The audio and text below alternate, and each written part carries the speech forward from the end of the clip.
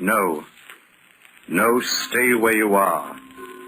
Do not break the stillness of this moment, for this is a time of mystery, a time when imagination is free and moves forward swiftly, silently. This is the haunting hour.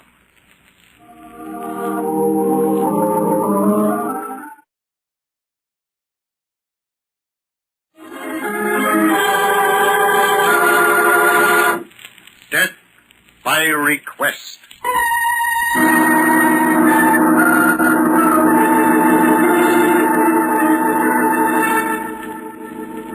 A man sits quietly by his fire, his eyes drawn to the shifting, darting tongues of flame. The crackle of the burning wood breaks in upon the silence, and the man stirs comfortably in his chair. Roger Stevens is at peace with the world. Lost in the stillness of his study, the goodwill of the universe seems crowded into this man's successful life. But there is a deception to this peaceful scene of contentment, for at this very moment, the life of Roger Stevens abruptly changes its course. There it is, the phone jangling harshly, cutting the silence into jarring bits of sound. Roger Stevens becomes aware of the insistent ringing. He rises from his chair, walks toward the telephone. He is wondering who can be calling at this late hour. It is almost midnight. There. He is lifting up the phone. Hello? Hello? Who is this, please? Is this Roger Stevens? Yes, but who's calling? Did you live in Oak City about 10 years ago? Yes. See here, who the devil is this? My name doesn't matter, Mr. Stevens, but I'd like you to know that I'm a friend of Mike. Mike? Mike who? You know who I mean, all right? Say, if this is some sort of joke, it's a rather poor one. I'm afraid I'll have to bid you good night. Don't do that, Mr. Stevens. You'd better hear what I have to say. Who are you? I guess you wouldn't know me without my wings, Mr. Stevens, but you might call me an avenging angel. And... Oh, you're drunk. Go home and sleep it off. I've been looking for you for 10 years. I thought you might have changed your name, but you played it smart. After the verdict of suicide, you figured you were in the clear. Now, look here, whoever you are. This ceases to be an amusing situation. If you don't tell me who you are and what you want, I'm going to hang up. All right, Mr. Stevens, if that's the way you want it, okay, I'll give it to you straight. 10 years ago, Mike was in business with you. He found you were stealing from company funds. You killed him. Forged the books to make it look like you'd been the guilty man. And planted the idea of suicide. I never believed it. Never. Why, you're crazy. I don't know what you're talking about. And when I came home, I tried to tell the police that it couldn't have been suicide, but they wouldn't listen. You had left the city. No one knew where. Now, listen to me, you fool. You've got the wrong man. I don't know any man named Mike. I never killed anyone. I know you murdered Mike, Mr. Stevens. I've got the proof. But I'm not giving it to the cops. I'm going to kill you myself. I'm going to make you suffer like Mike. Now, look, I tell you, you're wrong. I don't know who you are or what you want. If this is some joke... You know it's not a joke. Now, look, if you don't leave me alone, I'll call the police. That's a good idea, Mr. Stevens. Why not tell the police you're a murderer? It might be better that way. It would clear Mike. Okay, then. 2 days are all you get. What? Confess the murder in 2 days. Or I'll kill you myself. Confess to what? I've done nothing. 2 days, Mr. Stevens. 2 days. Hello. Hello. Hello. Hello.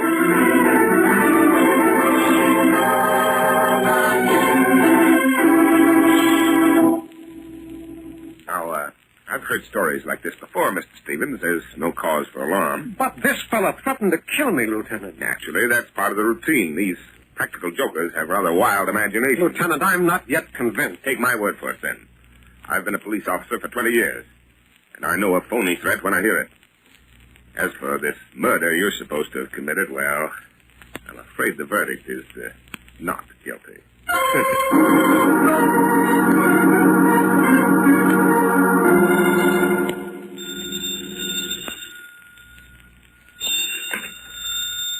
Hello? Sorry to bother bother you again so soon, Mr. Stevens. What is it? Why don't you let me alone? I'll be around for 2 days. Unless you just made that unnecessary. What do you mean? I just followed you to the police station. Did you confess to killing Mike? Oh, stop it. Stop it. Now, this has gone too far. Carrying murder around on your conscience for 10 years must have worn you down. Now, listen to me, whoever you are. I don't know what you're talking about. I've been to the police, but only to report you for the nuisance you are. Now, I've a great deal of work to do, and I need my rest. Please don't bother me again. Good night. There. That should end it.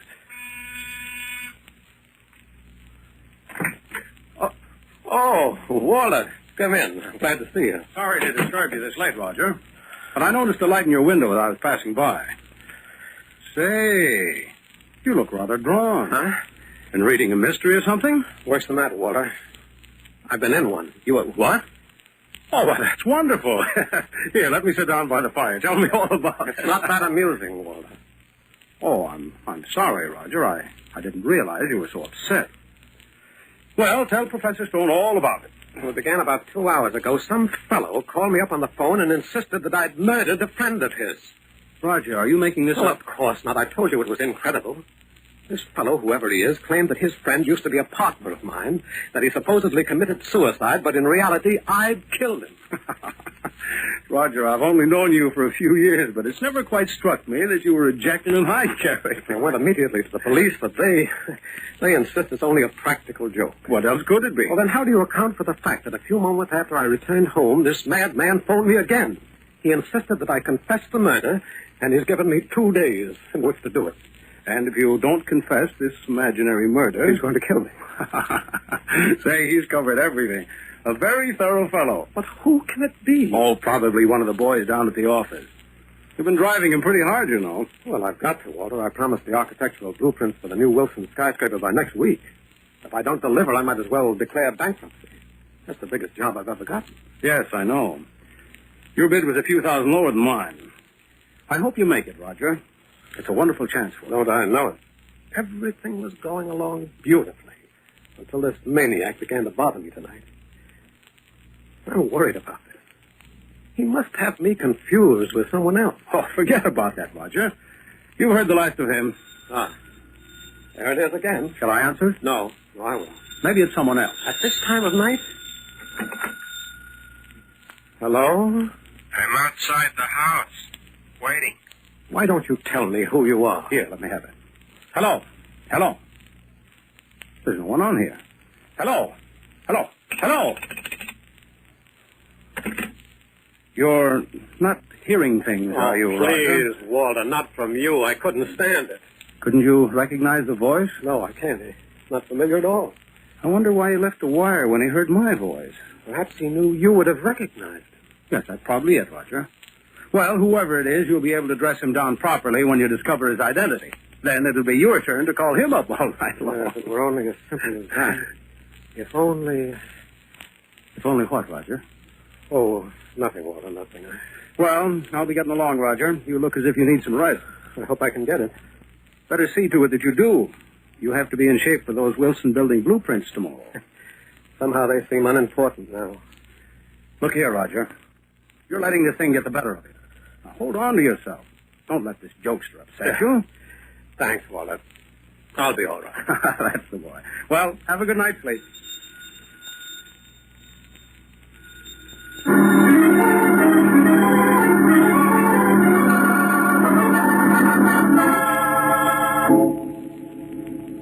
Well, it's about time you showed up, Stevens. I've been waiting here for you at my office for an hour. Well, I'm very sorry, Mr. Green. I came as quickly as I could. Do you have the blueprints for the Wilson building? Well, you know, it's quite an assignment, Mr. Green. I'm aware of that, Stevens. But your company promised those plans would be ready for me this week. I've got to start construction the day after tomorrow. Well, you'll have them, Mr. Green. I'm finishing them this evening at home. Very well, then. I'll expect the blueprints no later than to noon tomorrow. Well, they'll be ready. I promise you that. And if you fail, Stevens, you're through as an architect. I promise you that.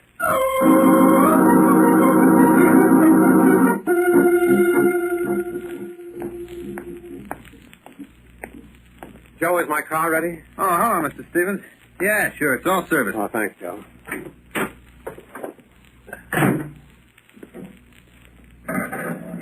Oh, say, Mr. Stevens, Yeah, Joe. some fella passed by and left this message for you. Who was he? I don't know. I never saw him before. All right, Joe. Thanks. Okay, Mr. Stevens. Mike and me are waiting. Tell the cops the truth about the murder. You'll have one more day. Best regards, the Angel.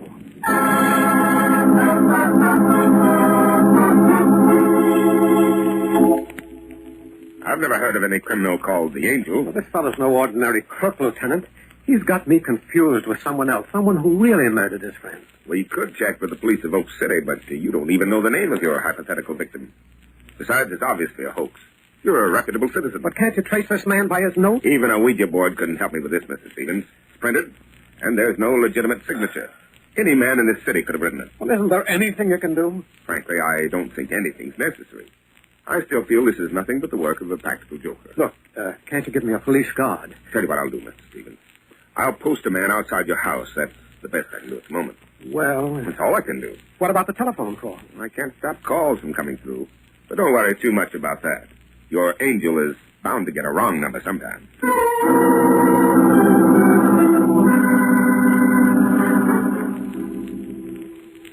All these plans for the building. I've got to finish them. If he'd only leave me alone. I can't think. Green must have them. Construction the day after tomorrow. No, I won't answer. Why doesn't he let me alone? If it only stopped ringing. Hello, Mr. Stevens. I've been waiting for you to pick up the phone. I know you're there. That's all right. You don't have to answer. I guess you're tired. 10 years of hiding would be tough on any man. But it'll soon be over. Just one more day. Good night, Mr. Stevens. It won't be long now. Hello. Hello. Yes, Mr. Stevens. Operator. Yes, sir. Quickly, trace that call that just came to my apartment. What was that, Mr. Stevens? I said trace that call I just got. I don't understand, sir. There hasn't been a call to your apartment for 2 hours.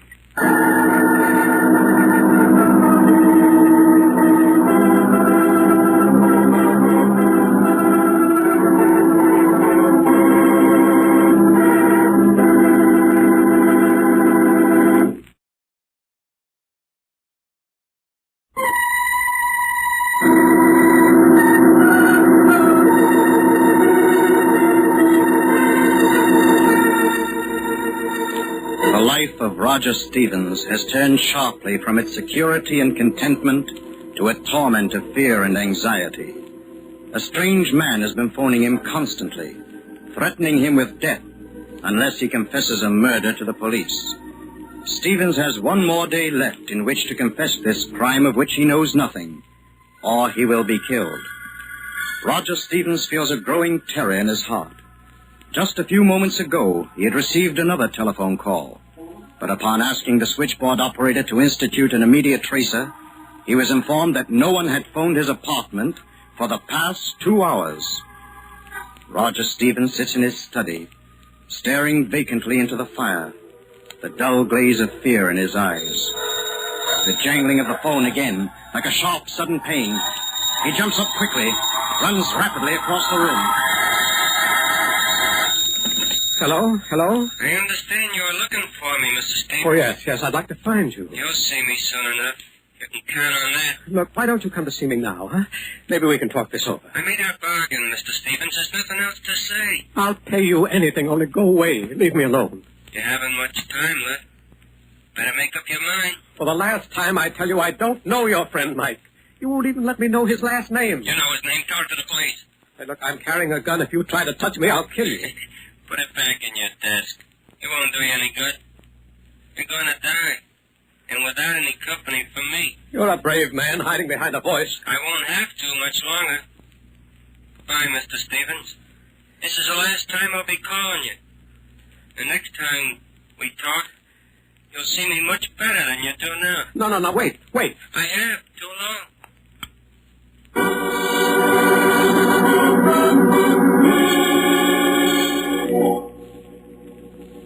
Yeah, I know, Mr. Stevens, but a private detective has other things to do besides running around looking for comedians. Mr. Harris, I'll pay you any price you want, but I must have your protection. Sorry, Mr. Stevens, but I can't take the case. But the man who's been calling me is a dangerous criminal. He's threatened to kill me. If he does, it'll be a joke on him. Oh, I'm sorry, but you see, I've heard so many similar cases to yours. How do you account for the telephone call to my apartment? Well, maybe the switchboard operator is in on the gag. Or maybe it's your imagination. It wasn't my imagination. There was such a call. Well, whoever your friend is, he's covered all the angles. Then will you help me? No, Mr. Stevens, I'm afraid I can't. It's not in my line. When you have a murder on your hands, look me up.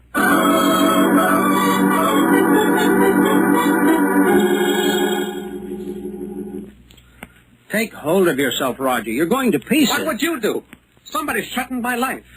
I don't know him. I don't know what he's talking about. You know, it's just possible that this whole thing is real. I know it is. I know it is, Walter. You've got to help me. What can I do? Stay here in my office with me, Walter. Stay with me. You'll never come near me with you around. I can't do that, Roger. Oh, it's ridiculous. He wouldn't dare harm you. He's just trying to frighten you. I'm not sure. I don't know. How can I take a chance with my life? Listen, Roger, you've got to get a grip on yourself. Green wants those blueprints by this afternoon. You know what it means if you fail to deliver them. I don't care. I can't finish this. But you must. It'll mean the end of your business if you don't. I don't care. I don't care. I can't do it. Roger, come to your senses. Green will be here at any moment. Now, what did you tell him? Tell him just what I've told you. I'm giving up the plan. The Wilson building can be built by somebody else. You take it over. Are you sure of all this? Yes. You made up your mind? Yes. Good heavens. Leave me alone, will you? All right, Roger. You know what you want. You go over to my place and wait for me there. I'll speak to Green when he arrives. I can stay with you, Walter. Of course you can, Roger. Now, don't worry any more about those telephone calls. We'll fight this thing together. Thanks, Walter. You'll hurry, won't you? As soon as I can, Roger. Here, I'll walk to the elevator with you. He said I had until tonight. It'll probably end then. He's tired of the whole thing himself. Oh, if I could only be sure. Here we are. Look, why don't you come home with me now, huh? Be reasonable, Roger. I've got to talk to Green about new blueprints for the Wilson building. Going down, sir? Goodbye, Roger. And don't worry. All the way, sir? Huh? Oh, street level, yes. Say, you're new here, aren't you? Yes, Mr. Stevens.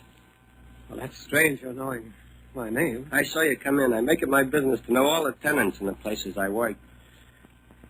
You know, you're strangely familiar to me. I've worked in a lot of buildings. No, it's not your face, it's...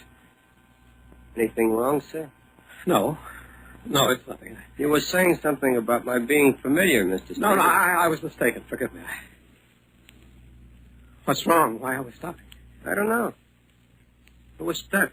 What floor is this? We stopped between the 5th and 6th floors. Well, use your emergency switch. I've got to get out of here. The lights have gone out. Yeah, our power's off. We may be stuck here for a few hours. Well, we can't be. Not jailed up here in this elevator shaft. You don't have much choice, Mr. Stevens. Yeah, you better make yourself comfortable. Your voice. You're in the dark. There's something about it. Oh, is that what you recognize? No. There's just something about it. It's probably just my imagination. Well, Mr. Stevens? Yes. Yes, what is it? I guess this is it. What do you mean? There comes a time in every man's No, life... stop that. No, don't come near me. When you pull your ideas together and think of how quickly the years have gone. No, please, no, don't touch me, please. Life just seems to slip through your fingers. No, ah!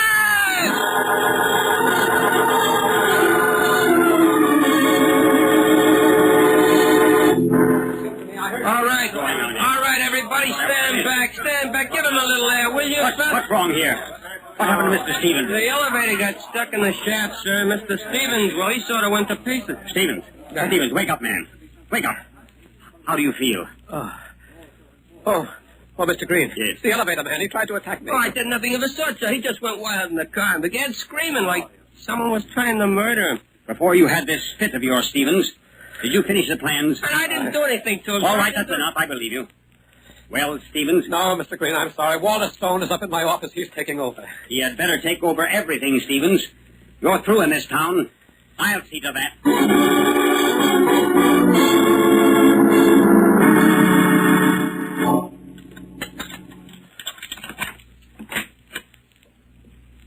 Hello, Roger. Oh, hello, Came Walter. home as quickly as I could. Old man Green was a bit of a problem. It took a lot of convincing that I could finish the plan. Don't talk to me about the blueprints. I'm not interested. Oh, what you need is a good rest. Go away and forget about this morbid joke. You still persist in calling it a joke, huh? I'm sorry, Roger. Walter, this is my last night. I haven't gone to the police to confess. I'm afraid. I'm terribly afraid. What happened to you in the elevator? Oh, I don't remember it too clearly. I thought the operator was the man who's been phoning me. I spoke to him on the way down in his car. He told me he was just talking to pass the time when you suddenly seemed to go crazy. Maybe I am. I don't know. Take it easy, Roger. It's all over. Oh, it'll never be over. What do you mean, never? I'm going to get myself up. You really are going crazy. I don't know the man who's been calling me, but I can't take this any longer. I'm going to tell the police the truth. The truth? Yes, Walter. 10 years ago, I did murder a man. His name wasn't Mike. It was George Matthews. He was my partner. Great Scott, Roger. It's unbelievable. Why do you think these calls began to drive me out of my mind? If it was just a joke, I'd have ignored these phone calls. And you did kill George Matthews in Oak City. Yes, in Oak City. How did you know it was Oak City? Why, I never told you I lived in Oak City. I never told you it was Oak City this fellow Mike was supposed to have been murdered in. Look, Roger, stop imagining. I told you it's all over. And the plans for the Wilson building. You wanted that contract. You always did. Excuse me, Roger. There's a phone. I've got to answer. No, Walter, I'll answer that phone. Maybe it's our friend. Roger, I think it would be better if I... Walter, I'm going to answer that phone if I have to knock you down first. Hello? Hello? Yes? Well, I guess it's all finished, Mr. Stone. I understand you got the contract. Boy, you should have seen Stevens in the elevator. He almost went nuts. Would you mind repeating that? I said he almost... Wait. Who is this? Go on. What's the rest of it? Who is this? You're not Mr. Stone. He hung up. Roger, please, put that gun away, Roger. I once warned the voice over the phone that I carried a gun. Didn't he tell you? Put it away. We can talk this out man to man. Yes, Walter, you made the same mistake I did. You were too greedy. It never works out. That call that the switchboard operator denied receiving. You planned that also, didn't you? I didn't know you'd killed a man, Roger. I asked the operator to say she hadn't received any calls, but it was all part of a harmless plan. It was all an accident. I just wanted to frighten you into not finishing the plans. I needed the contract. Walter, you've given me a brilliant idea. Stay away from me. Stay away. No, Roger. Well, please, it was only a joke. Bad you didn't get the last laugh. Roger. No.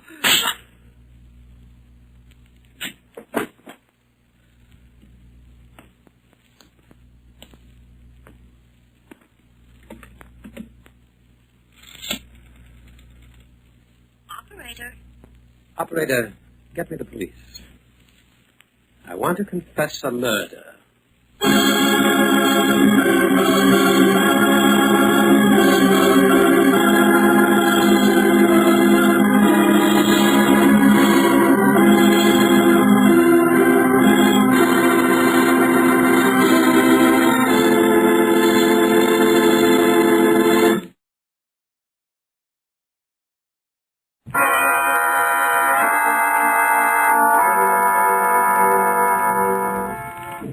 From shadows and stillness, mystery weaves a spell of strangest fascination, charging the mind with doubts and fears. For mystery is a strange companion, a living memory in the haunting hour.